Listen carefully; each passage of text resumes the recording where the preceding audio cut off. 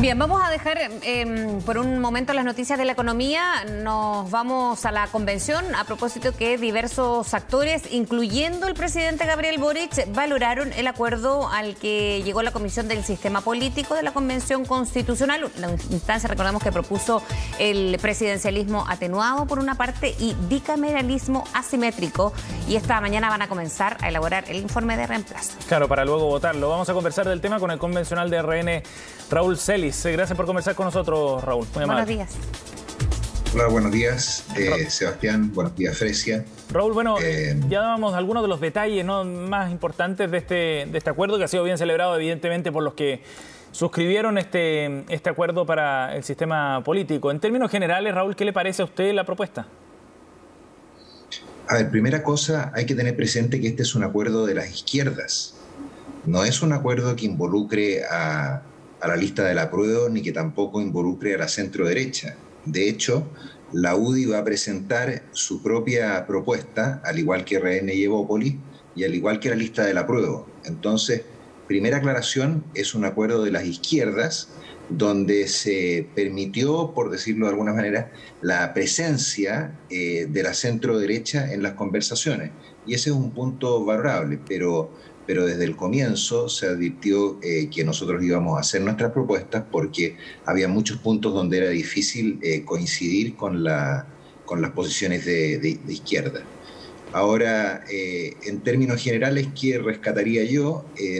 Primero, que se mantiene un régimen presidencial, se elimina la figura de un triunvirato con un jefe de gobierno, ministro de gobierno, y con un vicepresidente que eran mayoritariamente criticados por casi todos los especialistas. También creo que es importante la creación de una unidad técnica que va a apoyar al Congreso en materias económicas y va a servir de contrapeso a la DIPRES, cuya exdirectora estaba exponiendo recién en este mismo canal. ¿Qué es lo que yo creo negativo? Que en realidad no hay un bicameralismo acá.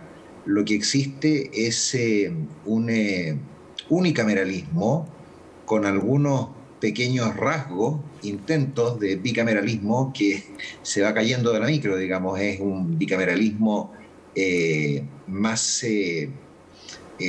simulado que real, porque la Cámara de las Regiones prácticamente no tiene atribuciones. Las atribuciones acá las tiene prácticamente todas el Congreso de las Diputadas y Diputados. Esa es la realidad. Y eso creo, a mi juicio, que es un error, y que es un error grave en el diseño institucional del país. ¿Y por qué es un error grave? Porque tanto el presidente de la República, en la propuesta, esto no ha sido votado por el Pleno, como los congresistas, me refiero a los que forman la actual Cámara de Diputados y que se va a llamar Congreso de Diputadas y Diputados, se eligen cada 4 años y pueden reelegirse por una sola vez. O sea, se eligen cada plazos muy breves. Y en política y en una democracia uno no puede tener siempre una mirada de corto plazo. ¿Y por qué? Por razones obvias. Porque siempre va a estar mirando el interés de los electores. Y eso genera un estímulo a políticas populistas de corto plazo. Y eso, la mirada Raúl, contraria la otorga el Senado, sí. ¿Y eso no se contrapone a que se pueda reelegir un presidente que también está dentro de esta norma? Le pregunto porque si bien se habla de plazos más cortos, sí, esto sería nuevo en el sistema político chileno, ¿no? Que se pueda reelegir el mismo mandatario. Ahí se podría hablar quizás de un mandato o o políticas públicas, digamos, pensadas más a largo plazo, ¿o no? No, pues Frecia, porque ahí lo que ocurre es que durante los primeros años yo me dedico básicamente, los 2 últimos años de los 4 presidenciales, yo me dedico a preocuparme de mi reelección, que es la crítica que se le hace al sistema norteamericano. Ahora, lo que sí yo igual creo que es mejor 4 años con reelección antes que el sistema que tenemos hoy día. Por eso le pregunto, si bien las críticas van apuntadas a eso, particularmente a un segundo año o periodo en que pueda ir a candidatearse, ¿no?, para un próximo periodo, pero en los periodos cortos, en caso de un mandatario, sería con esta reelección y así estas políticas públicas o lo que se haya propuesto en su administración, extenderlas, y ahí se haría quizá en propuestas o de políticas públicas más a largo plazo. Claro, pero va a estar sujeto a un Congreso con numerosos escaños reservados, algo similar a los senadores designados que tanto se criticaron en su momento. Y esos parlamentarios van a tener la mirada del corto plazo, van a tener la mirada de los 4 años que les dura su mandato y que solamente pueden ser reelegidos por un periodo. Por eso es tan importante, y en casi todas las democracias desarrolladas del mundo existen un sistema bicameral, un Senado que tiene una representación territorial. Las regiones pierden, a mi juicio, claramente con esta figura, que tienen una mayor duración en el tiempo y que tienen elecciones intermedias durante el periodo presidencial. Si uno se va a Estados Unidos, que esto es un poco copia, ¿verdad?, del sistema norteamericano, el presidente 4 años y se reelige, hay elecciones intermedias, y esas elecciones intermedias son como un termómetro para cómo lo está haciendo el jefe de Estado. Raúl. Ahora, yo no quiero decir que esté todo malo, creo que está mejor que la propuesta original, que realmente fue una especie como de pegoteo de distintas posiciones. Raúl, ¿qué aspectos destaca precisamente de esta propuesta? Cuando usted dice no encuentro todo malo, ¿qué es lo positivo? A ver, primero, creo que fue positivo que se llamara a la centro derecha a incorporarse en las conversaciones, ¿ya? Inicialmente la centro derecha había sido excluida, y había sido excluida ¿por qué? Porque la izquierda extrema exigió que la derecha no podía formar parte de ningún acuerdo. Y por izquierda extrema no me refiero al Partido Socialista ni al Frente Amplio, porque ellos estaban dispuestos a incorporarnos en las conversaciones.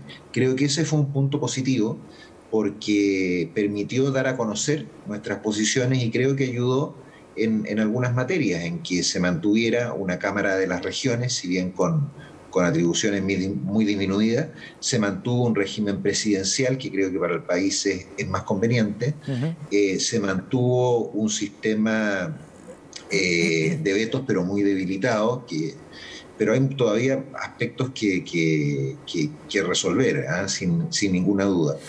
Raúl, respecto a la forma en la que queda establecido este sistema, con este bicameralismo pero asimétrico, con un Senado que es reemplazado por un Consejo Regional o por un Congreso Regional, ¿usted cree que están garantizados los contrapesos en este sistema entre el Ejecutivo y el Legislativo, no solo por las atribuciones que tiene cada uno, sino también por los quórums, por ejemplo, que se necesitan para determinadas acciones políticas? No, yo creo que el gran problema del diseño es ese. El gran problema del diseño es que la Cámara de las Regiones es sumamente débil, tiene muy pocas atribuciones, y por eso yo no me atrevería a hablar de un bicameralismo, tampoco de un bicameralismo asimétrico. Aquí hay básicamente un unicameralismo con algunos elementos que se lograron salvar para una Cámara de las Regiones, pero que fundamentalmente se va a preocupar de aspectos de representación regional. Incluso estos miembros de la Cámara de las Regiones, que van a tener pocas atribuciones, van a formar parte de sus respectivas asambleas regionales. Entonces tampoco va a funcionar todo el tiempo la Cámara de las Regiones. Yo creo que el gran problema en este diseño es el de los contrapesos.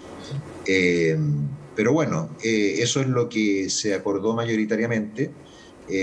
Creo que ha sido un error dejar fuera a la centro derecha. Raúl, pero... Un célebre académico.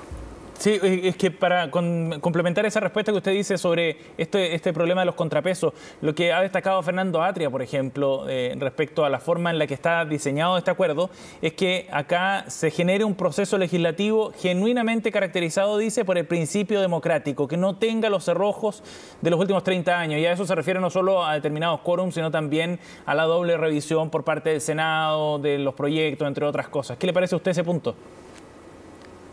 Bueno, que hable con James Madison, que es el redactor de la Constitución Política de los Estados Unidos, que tiene más de 200 años, que ha sido una constitución modelo para todo el mundo, un régimen, digamos, democrático modelo para todo el mundo, por el cual se basan casi todos los regímenes presidenciales y no concuerdan para nada con esa visión. Aquí Fernando habla de cerrojos, pero lo que él está instalando acá son cerrojos. Todos los acuerdos se van a adoptar, casi todos, por mayoría simple de los parlamentarios presentes. No hay quórum supramayoritario, salvo ¿para qué? Para modificar la Constitución. Esa es la principal quórum alto. Los otros son más secundarios, se refieren, por ejemplo, en el caso de que el presidente intente vetar, se puede insistir por la Cámara de Diputadas y Diputados, por el Congreso de Diputados y Diputadas, por 4/7 de los votos. Pero no, aquí no hay ningún tipo de balance. Y eso lo advirtió la Comisión de Venecia, por ejemplo, de que un sistema bicameral es sano cuando existe una determinada población superior a los 15 millones de habitantes, es sano por los contrapesos, es sano porque hay una representación territorial. Los senados representan, no necesariamente también a grupos territoriales, también a minorías étnicas, a personas que formen parte de... Sí, adelante. Sí, no, era respecto a lo que mencionaba de este acuerdo que ayer defendía Jaime Baza, en el sentido que había sido aprobado más allá de que era tan transversal como se ha dicho. Claro, no fue de todos los sectores, pero sí tuvo una amplia mayoría, que era lo que se esperaba primero en la comisión. Y desde ahí le iba a preguntar de la propuesta que iban a hacer ustedes. Decía, ¿qué efecto práctico puede tener cuando ya todas estas normas que fueron aprobadas en la comisión van a pasar al Pleno? A ver, hay 4 proyectos en sistema político. Uno es el mayoritario, al que se llegó a este acuerdo, que involucra una cantidad importante de convencionales, pero que es un acuerdo que no está cerrado, tiene aspectos abiertos. Tiene aspectos abiertos, por ejemplo, la acusación constitucional contra el presidente de la República no fue resuelta. Y teóricamente la va a corresponder al Congreso de las Diputadas y Diputados, con lo cual tiene un elemento propio del parlamentarismo. Ahí discrepo profundamente de Fernando Atria. En materia de partidos políticos, todos los expertos que nos visitaron hablaron de la importancia de fortalecer los partidos políticos. ¿Qué es lo que se hace? Se le hace el quite a los partidos políticos. Se habla de organizaciones políticas y no entramos a profundizar en los partidos políticos. Pero van a haber 4 propuestas.